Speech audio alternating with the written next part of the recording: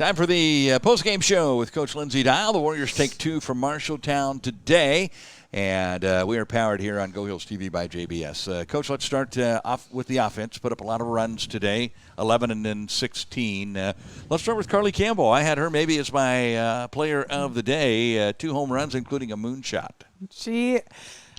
We've been writing on cards. The other day at practice, we wrote on cards 3 cue words that if you notice on deck, they're looking at their cards and reminding themselves of their attack mode at the plate. And we talk all the time about yes, yes, yes until it's no. And after game 1, she was like, I've never actually done that in a game. And that's what she was doing, was just telling herself yes, yes, yes. And she was pulling the trigger, and it looked pretty good. So it looked pretty good, no doubt about it.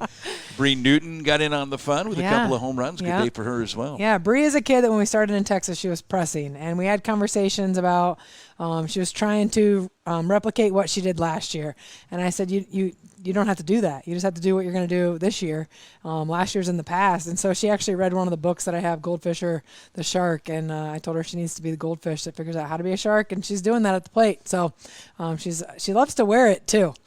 She does. I think she's like second in the country in hit by pitch. So yeah, she tried to get another one today. Yeah, they brought her back. I know. He thought she leaned into it a little bit. So we looked at the replay. I don't know that she leaned in. Yeah. She didn't try to get out of the way, but I did not see. Yeah, that's the thing. Is she holds her spot. Yeah, if it's going to hit her. But yeah, I tried to argue, but.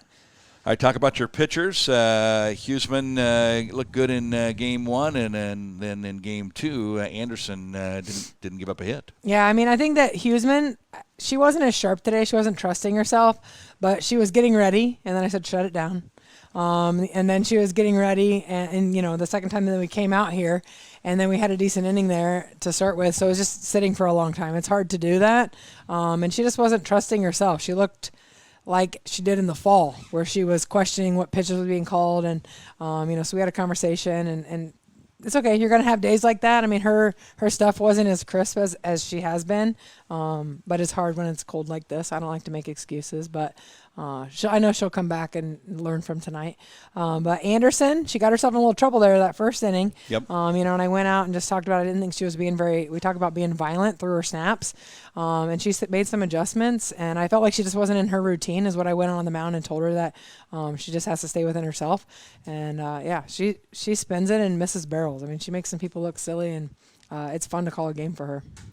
Destiny Lewis, 0 for 3 in game 1. Obviously, that didn't make her very happy. She came out and looked like Destiny Lewis in game 2. She is sometimes just goes 100 mile an hour, and she knows she doesn't see it.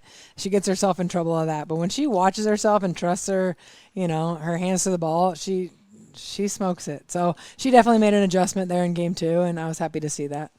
And she's fine. We saw her come up just a little gimpy there at home plate, but you're telling us that she's all fine. So. I went in there and checked on her after I came in that last time, and she's like, yeah, what do you mean? And I was like, you get up and make this big production.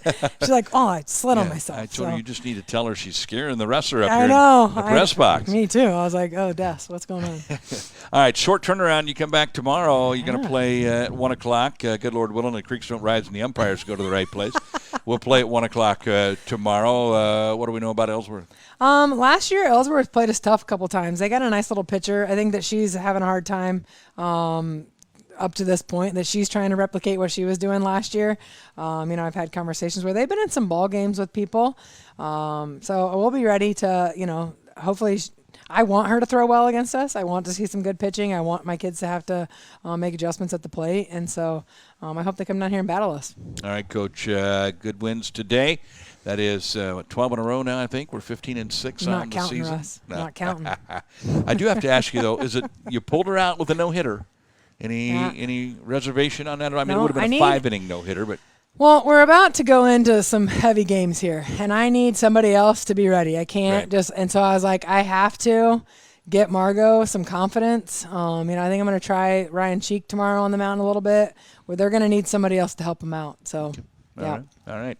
Coach Lindsay Diehl and the Warriors take 2 from Marshalltown today. That's going to do it for us. Big thanks to everybody for tuning in, and the entire Go Hills crew with our powering sponsor, JBS. I'm Russ W. Oker saying so long, everybody.